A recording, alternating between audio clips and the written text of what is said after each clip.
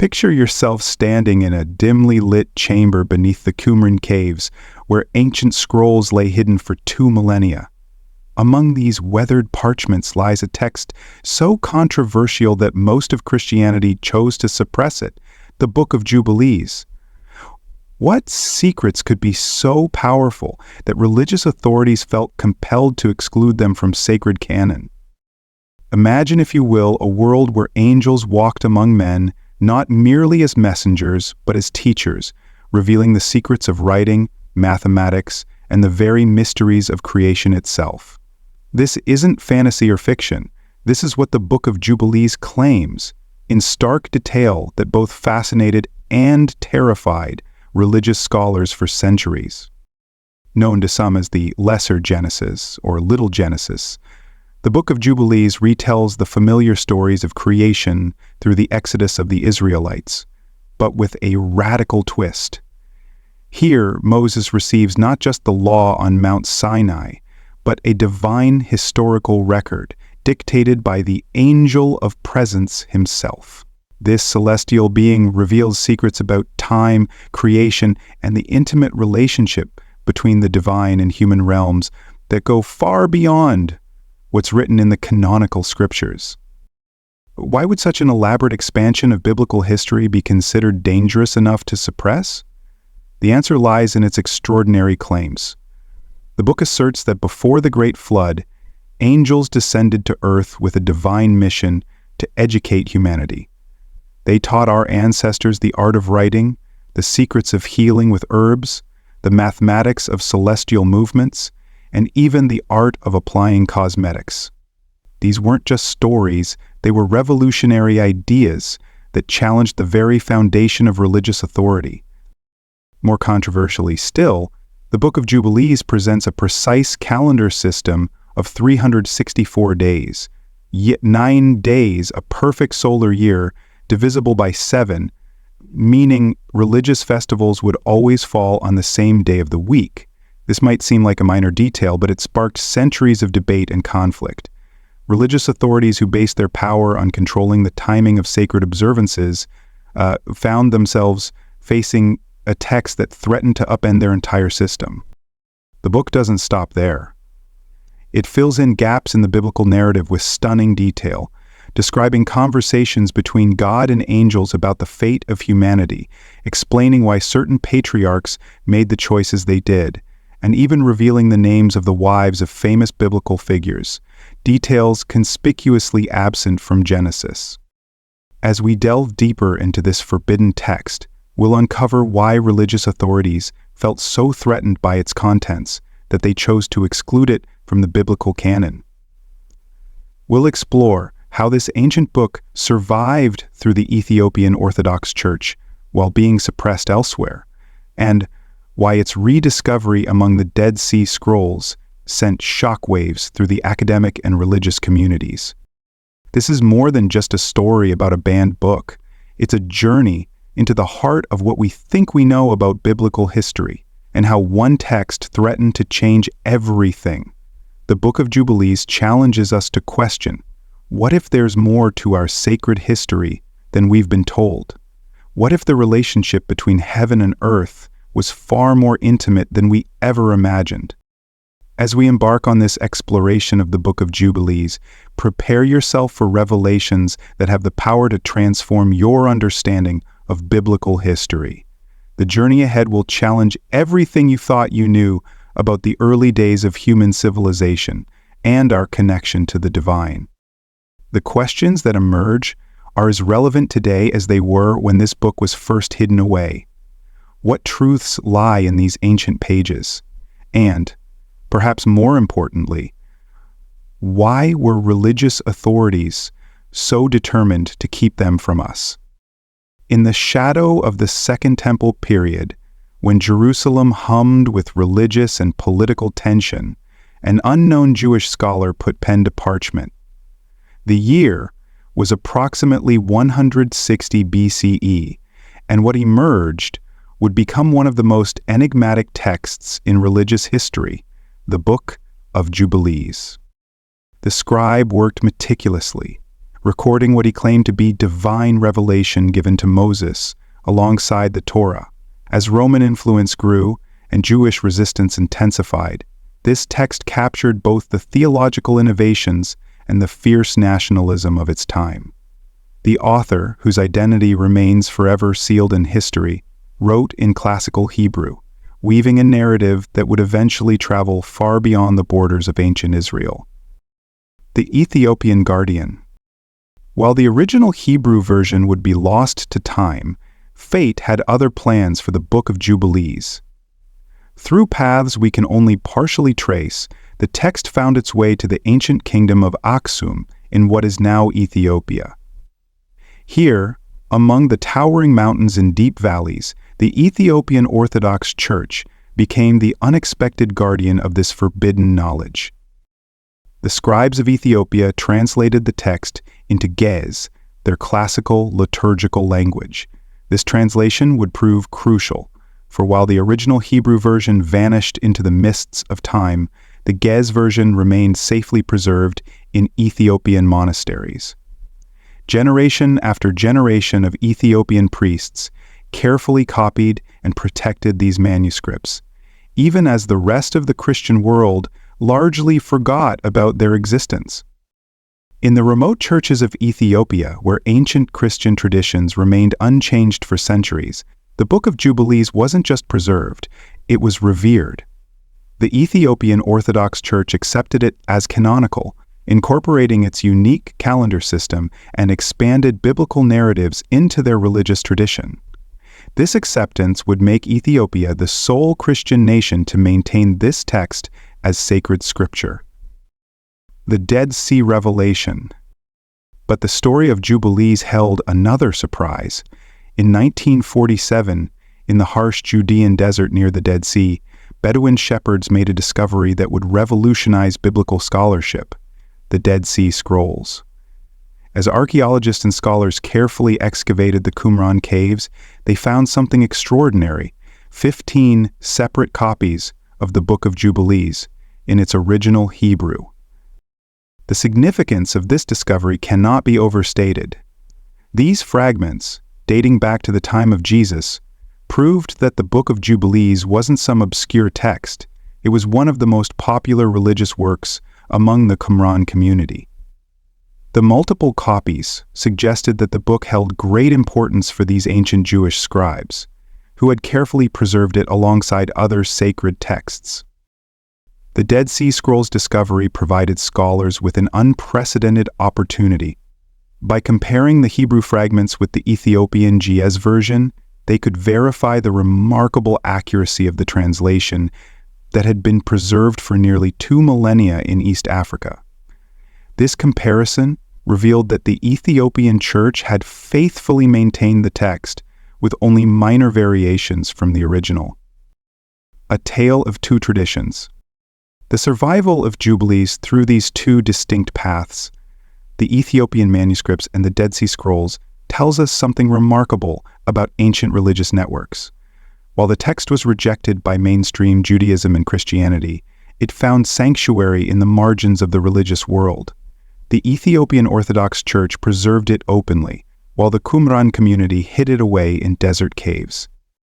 This dual preservation created a unique circumstance where a text rejected by the religious mainstream survived through both continuous tradition, Ethiopia, and ancient artifact, Dead Sea Scrolls. The convergence of these two streams of transmission has given us an unprecedented window into the religious thoughts and controversies of the Second Temple period. Today, as scholars continue to study both the Dead Sea fragments and the Ethiopian manuscripts, new insights emerge about how this text traveled from Jerusalem to Ethiopia, and why it was considered important enough to preserve despite its controversial nature. The very survival of the Book of Jubilees challenges our understanding of how ancient religious texts were transmitted and preserved. Its story of its origin and discovery reminds us that religious history is rarely simple. Sometimes the texts that authorities tried hardest to suppress are the very ones that can tell us the most about the complex development of religious thought. And The Book of Jubilees, written in a time of great religious ferment, preserved through unexpected channels and rediscovered in the modern era, stands as a testament to the enduring power of ideas that refuse to be silenced. The celestial perspective. Imagine reading the story of creation not from the earthly ground where humanity stands, but from the celestial heights where angels dwell. This is precisely what the Book of Jubilees offers, a revolutionary retelling of Genesis through the eyes of the angels of presence. These aren't mere observers, they are active participants in creation itself, recording every detail as divine scribes of the Most High. The text begins with Moses on Mount Sinai, but what follows is unlike anything in traditional scripture. An angel of the Lord approaches Moses and dictates not just laws, but the very history of the world as witnessed by heavenly beings. This angel reveals that the entire account was first written on heavenly tablets, establishing a divine archive of history before it even unfolded. The celestial hierarchy unveiled. Within these pages, the Book of Jubilees presents an intricate and previously unknown hierarchy of angels that would later influence Jewish and Christian angelology for centuries. At the top stand the angels of presence, magnificent beings who serve directly before the throne of God. Below them are the angels of sanctification, who sing eternal praises. The text describes angels of natural phenomena, those who control weather, seasons, and even human emotions. But perhaps most fascinating is the revelation of angels assigned to specific nations and peoples, creating a cosmic bureaucracy that oversees every aspect of human existence. This wasn't just a spiritual hierarchy. It was a complete reimagining of how heaven and earth interacted, suggesting a universe far more interconnected than traditional biblical texts implied. The perfect calendar. Among the most revolutionary aspects of Jubilees is its presentation of a divine calendar system, a perfect 364-day solar year. This wasn't just a method of counting days, it was a claim to cosmic order. The calendar divided the year into exactly 52 weeks, meaning festivals would always fall on the same day of the week, year after year. This mathematical precision was presented as evidence of divine design, a celestial clockwork that humans had failed to recognize. For the author of Jubilees, this calendar wasn't merely convenient, it was sacred law. The text claims this was the calendar used by angels themselves, making any deviation from it not just incorrect, but sacrilegious. This stance would later contribute to serious religious controversies and ultimately play a role in the book's suppression. The patriarchs revealed. The Book of Jubilees expands the brief biblical accounts of the patriarchs into rich, detailed narratives. Abraham isn't just called by God. We learn of his early life, his rejection of idolatry, and his burning of a pagan temple. We discover that Noah's wife was named Emzara, and that she was the daughter of Rachel. These aren't mere embellishments, they're preserved in heaven's own records. The text provides birth dates, marriage details, and family dynamics absent from Genesis. It tells us that Adam and Eve didn't consummate their marriage until after leaving Eden, and that Cain married his sister Awan.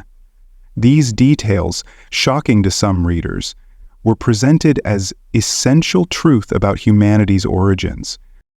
The original tongue now.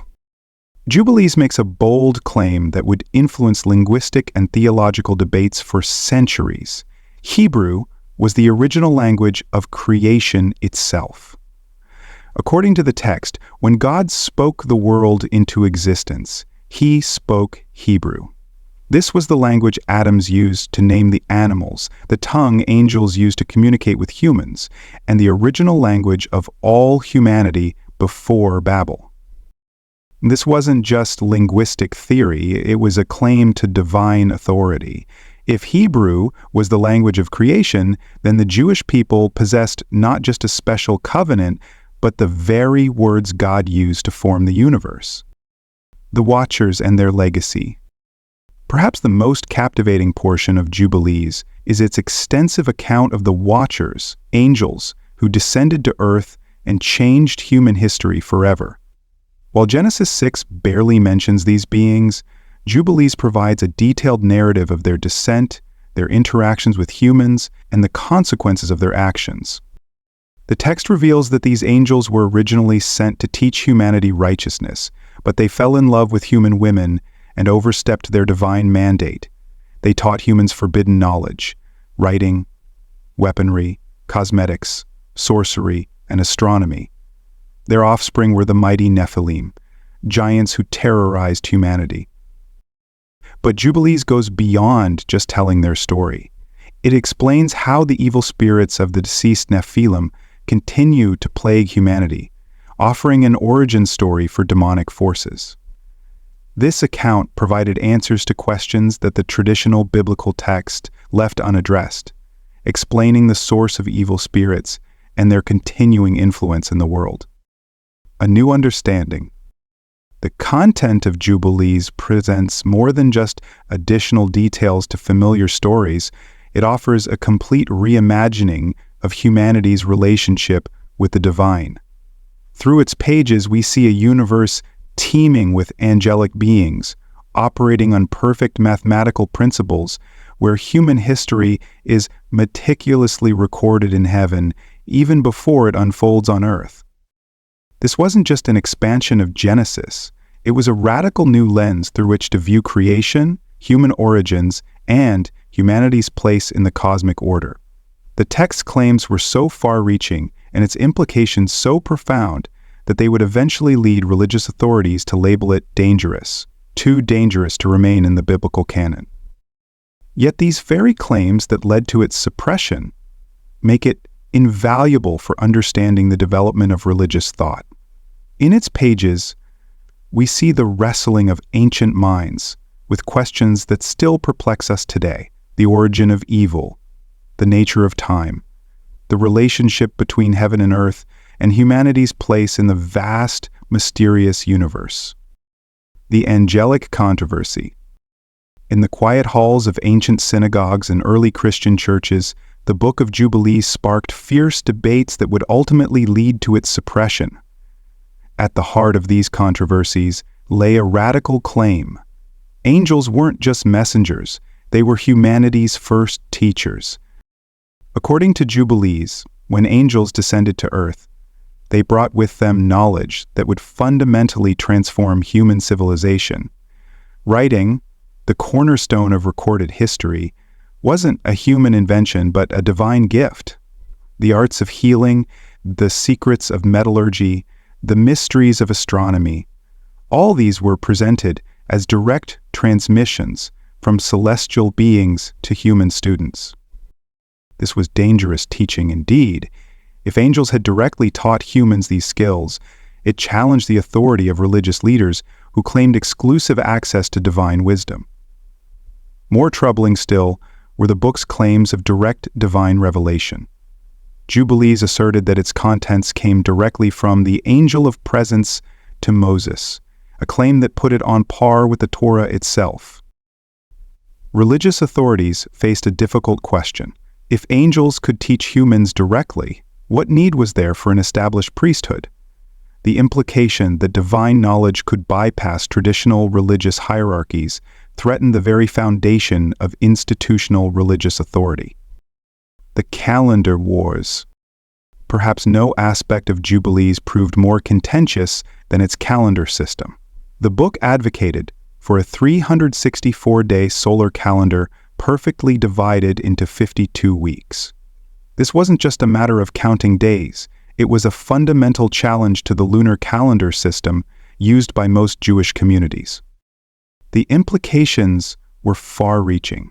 Under the solar calendar of Jubilees, religious festivals would always fall on the same day of the week, year after year. Passover would always begin on a Wednesday, Yom Kippur would always fall on a Friday. This static system directly contradicted the lunar calendar, where festivals shifted through the days of the week. But the controversy went deeper than mere scheduling. The lunar calendar required religious authorities to make regular adjustments and proclamations about festival dates. This power to determine sacred time was a crucial source of religious authority. Jubilees' solar calendar threatened to remove this power entirely, replacing human judgment with mathematical certainty. The calendar dispute sparked bitter divisions.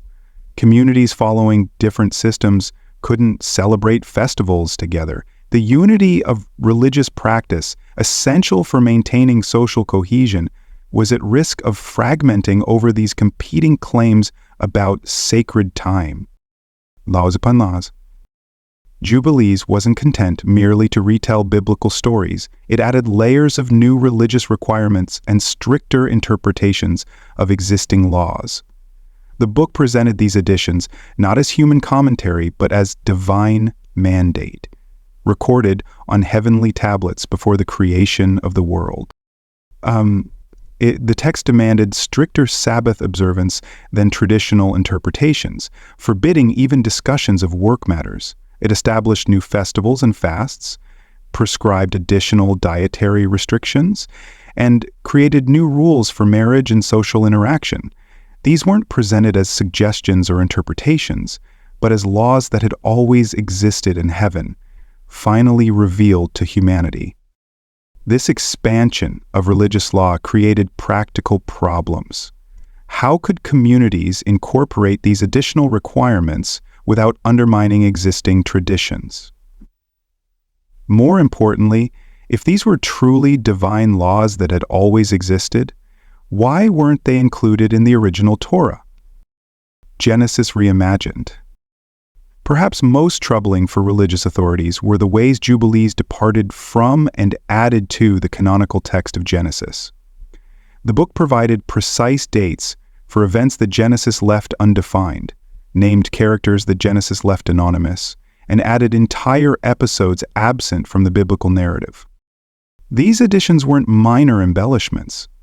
Jubilees claimed that Abraham's father Terah repented of idolatry, a detail absent from Genesis, but significant for understanding the patriarch's lineage. It provided specific dates for the births and marriages of Cain and Abel, information the Bible deliberately omitted. The timeline differences were particularly problematic. Jubilees presented a chronology that sometimes contradicted traditional biblical interpretation. Events were shifted, relationships were redefined, and the careful chronology that scholars had constructed from Genesis had to be reconsidered. The question of authority. At its core, the controversy surrounding Jubilees wasn't just about its specific claims, it was about religious authority itself. Who had the right to add to sacred scripture? Who could claim direct divine revelation? Who controlled the calendar that governed religious life? Religious leaders faced a dilemma. If they accepted Jubilees, they had to accommodate its radical claims and extensive additions to religious law. If they rejected it, they had to explain why this text, which claimed divine origin and contained so much detail about biblical events, should not be considered authentic. The solution, for many, was suppression. By excluding Jubilees from the canon, religious authorities could maintain their traditional interpretations of Scripture and their control over religious practice. Yet the book's survival in Ethiopia and its preservation in the Dead Sea Scrolls suggests that some communities found its message too compelling to abandon. Legacy of controversy. The controversies that led to Jubilees' suppression reveal much about the development of organized religion. They show us how religious authorities balanced tradition with new revelations, how they maintained control over sacred time and practice, and how they managed threats to their spiritual authority. Today, These same controversies make Jubilees invaluable for understanding the evolution of religious thought.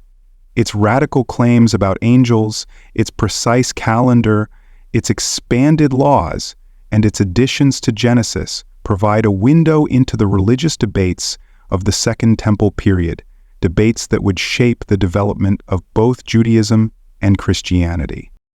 The very elements that made Jubilees dangerous to religious authorities make it precious to modern scholars. In its pages we see evidence of competing religious traditions, alternative interpretations of sacred history, and forgotten ways of understanding humanity's relationship with the divine. The turning point. The destruction of the Second Temple in 70 CE marked a critical moment in Jewish history and sealed the fate of the Book of Jubilees. As smoke rose from the ruins of Jerusalem, Jewish leaders faced an existential crisis. How would Judaism survive without its central sanctuary? The answer would reshape Jewish tradition and determine which texts would be considered sacred. The Jewish rejection. In the aftermath of the Temple's destruction, the emerging rabbinic movement sought to standardize Jewish practice and belief. Meeting at Yavne, religious scholars began the delicate process of determining which texts would form the canonical Hebrew Bible. This process, extending over several generations, ultimately led to the exclusion of Jubilees. The reasons were both practical and theological. The rabbis emphasized oral tradition and the role of scholarly interpretation in understanding divine law. Jubilees, with its claims of direct angelic revelation and its extensive additions to biblical narrative, threatened this new paradigm. Its solar calendar, once followed by some Jewish sects, became increasingly problematic as Rabbinic Judaism standardized around a lunar calendar. More critically, Jubilees' popularity among certain Jewish sectarian groups, particularly the Qumran community, worked against it. As mainstream Judaism sought to distance itself from these groups, text associated with them became suspect. The book's emphasis on a fixed solar calendar, once a point of debate, became a mark of sectarian ideology that mainstream Judaism needed to reject. The Christian deliberations. As Christianity emerged and began to define its own canonical texts, the Book of Jubilees faced new scrutiny. Early Christian communities were familiar with the text. Some church fathers quoted from it approvingly. But as Christianity sought to establish its orthodox beliefs, Jubilees posed several challenges. The Council of Laodicea in 363 CE marked a crucial moment. This regional church council, among others, worked to establish which books should be read in churches. Jubilees, with its extensive Jewish legal requirements and its complex angelology, didn't align well with emerging Christian theology. Its detailed expansion of Old Testament narratives seemed unnecessary for a faith centered on the New Testament. The Council of Rome in 382 CE, under Pope Damasus I, further solidified the Christian canon, explicitly excluding Jubilees along with other texts deemed apocryphal. This decision would influence Western Christianity's approach to the book for centuries to come. The Ethiopian exception. Yet in the ancient kingdom of Ethiopia, Jubilees found an unexpected home. The Ethiopian Orthodox Church, one of the oldest Christian churches in the world, not only preserved the book, but embraced it as canonical scripture. This unique acceptance offers fascinating insights into how different Christian traditions developed. The Ethiopian Church's acceptance of Jubilees reflects its distinctive historical development. Relatively isolated from the theological debates of the Mediterranean world, Ethiopian Christianity developed its own traditions. The book's detailed chronology and expansion of biblical narratives suited Ethiopian Christian sensibilities, which valued comprehensive religious histories. Moreover, the Ethiopian Orthodox Church maintained many practices that aligned with Jubilees' teachings. Its strong emphasis on the Old Testament, its preservation of certain Jewish practices, and its rich angelology made Jubilees seem less foreign than it did to other Christian traditions. Impact on religious thought. The banning of Jubilees had far-reaching consequences for both Judaism and Christianity. In Judaism, its exclusion helped solidify rabbinic authority and standardize religious practice around the lunar calendar. The rejection of its extensive legal additions helped establish clear boundaries around biblical law and its interpretation. For Christianity, the exclusion of Jubilees influenced how the Church understood its relationship to Jewish law and tradition. By rejecting texts like Jubilees that emphasized continued observance of expanded Jewish law, Christianity more clearly defined itself as distinct from Judaism. Yet the book's influence couldn't be entirely erased. Its ideas about angels, its detailed chronology, and its expansion of biblical narratives continued to influence religious thought, often through indirect channels. Stories and concepts from Jubilees survived in various religious traditions, sometimes without their original source being recognized. The shadow of memory. Even after its formal exclusion from most religious canons, Jubilees cast a long shadow. Its banned status, paradoxically, ensured its significance. It became a symbol of alternative religious traditions and suppressed knowledge. Its survival in Ethiopia and its rediscovery in the Dead Sea Scrolls reminded scholars that the development of religious canons was more complex than previously thought. The process of banning Jubilees reveals much about how religious authorities establish and maintain orthodoxy. It shows us how canons are formed not just through the acceptance of certain texts, but through the deliberate exclusion of others. The book's rejection highlights the tension between direct divine revelation and institutional religious authority, between fixed divine law and evolving human interpretation. Legacy of exclusion. Today, the story of Jubilees banning offers valuable insights into religious development and authority. It reminds us that what we consider orthodox was often established through complex historical processes shaped by political and theological concerns as much as by spiritual ones. The book's continued preservation, despite its banned status, testifies to the persistence of alternative religious traditions. Its survival in Ethiopia and its rediscovery at Qumran suggest that even banned texts can maintain influence through unexpected channels. In many ways, the banning of Jubilees raises questions that remain relevant. Who has the authority to determine divine truth? How do religious communities balance tradition with new revelations? What happens to the beliefs and practices of marginalized religious groups? These questions, central to the story of Jubilees' exclusion, continue to resonate in contemporary religious discussions. The ancient text in modern light. As we close our journey through the fascinating history of the Book of Jubilees, we find ourselves in a unique position to understand its enduring significance. In an age of religious questioning and scholarly revelation, this ancient text speaks to us with surprising relevance. Modern scholars have increasingly recognized Jubilees as a crucial window into the development of religious thought. Its pages reveal a time when religious traditions were more fluid, when different interpretations of sacred history competed for acceptance, and when the boundaries between official doctrine and alternative beliefs were still being drawn. A scholar's treasury. In universities and research institutions worldwide, the Book of Jubilees has emerged as an invaluable resource for understanding the Second Temple period.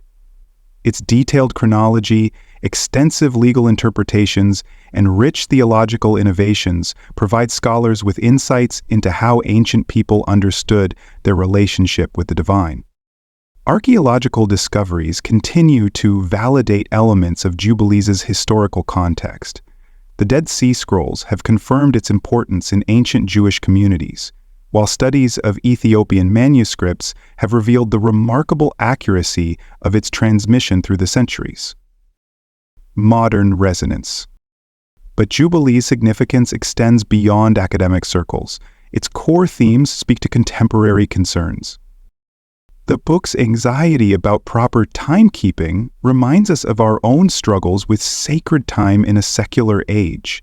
As modern society grapples with work-life balance and the sanctification of time, Jubilee's emphasis on a divinely ordained calendar takes on new meaning. Its detailed angelology and cosmology speak to current interests in spirituality and the supernatural. In an era fascinated by angels, demons, and supernatural phenomena, Jubilees offers a sophisticated ancient perspective on these eternal human interests. The text's concern with environmental harmony, expressed through its laws about land use and animal treatment, resonates with modern environmental consciousness. Its vision of a world where heaven and earth exist in careful balance speaks to contemporary ecological concerns. Why it matters. The Book of Jubilees matters today for several crucial reasons. First, it reminds us that religious traditions are more complex and varied than they might appear. The very existence of this banned text challenges simplistic views of religious history and development. Second, it provides evidence that many modern questions about religion, authority, and divine truth have ancient roots. The debates that led to Jubilee's suppression mirror contemporary discussions about religious authority and interpretation. Third, it offers alternative perspectives on familiar biblical stories, encouraging readers to think more deeply about sacred texts and their meanings. In an age of religious polarization, Jubilees demonstrates how the same stories can be understood in radically different ways. A call to engagement. As we conclude our exploration of this remarkable text, we face a choice. We can treat Jubilees as merely an historical curiosity, or we can engage with its challenges and insights.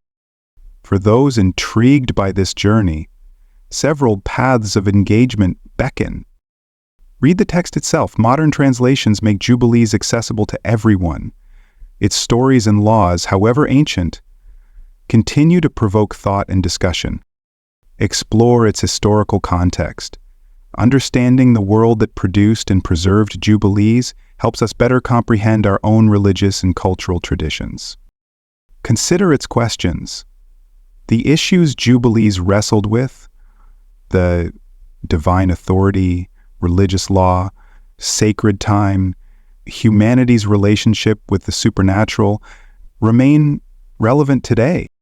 Looking forward, perhaps the greatest legacy of Jubilees is its reminder that religious texts and traditions have complex histories. Its survival, despite centuries of suppression, testifies to the persistence of alternative religious perspectives and the importance of preserving diverse voices from the past. As we face our own religious and cultural challenges, the Book of Jubilees offers valuable lessons. It shows us how ancient communities wrestled with change, how they balanced tradition and innovation, and how they understood their place in a divine, cosmic order. The book's journey from acceptance to suppression to rediscovery reminds us that religious understanding is never static. Each generation must engage anew with sacred texts and traditions, finding fresh meaning in ancient words. In the end, the Book of Jubilees stands as more than just a banned text from the past. It remains a living document, challenging us to think deeply about our beliefs, our traditions, and our place in the grand narrative of human spiritual seeking. The question now is not just what we can learn from Jubilees, but how its insights might help us navigate our own religious and cultural challenges. In its ancient pages, we might find unexpected wisdom for modern times.